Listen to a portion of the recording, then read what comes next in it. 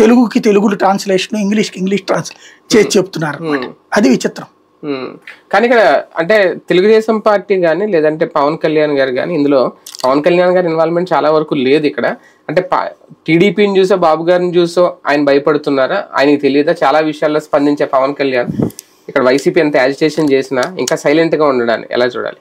అంటే ఆయనకి చాలా అవగాహన లేని వాటి మీద మాట్లాడు నెంబర్ 1. రెండవది, అవగాహన లేకపోయినా బాబు గారు ఏదైనా ఫీడ్బ్యాక్ ఇస్తే దానికి అనుగుణంగా ప్రత్యర్థిని చీల్చి చెండాడడానికి ఉపయోగిస్తాడు తప్పించి సమాజానికి పనికొచ్చేది ఓపెన్ గా తెలిసిందే కదా.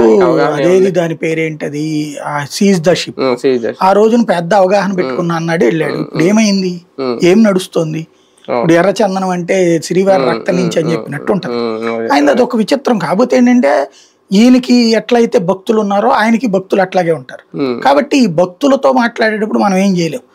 బేసిక్ సమస్య ఏంటంటే ఆయనకి సొసైటీ మీద కన్సర్న్ అనేది. ఈయన కూడా మేబీ ఈ రూట్లో ఆలోచించేవాడేమో. అంటే 10 రూపాయలకి మన మీద ఆధారపడాలి తప్పించి మనం వాళ్ళని స్వేచ్ఛగా. ఇప్పుడు సింపుల్ లాజిక్, చంద్రబాబు నాయుడు ఏం ఆలోచిస్తాడంటే నీలో అవసరం బాగా పిండికిపోయి నువ్వు బాగా ఆకలేసిన తర్వాత 5 రూపాయలు భోజనం పెడితే హ్యాపీ అనేటటువంటి రూట్ ఆలోచిస్తాడు. అసలు భోజనం అవసరం అక్కర్లేదు అన్నటువంటి రూటు అతను ఆలోచిస్తుంది.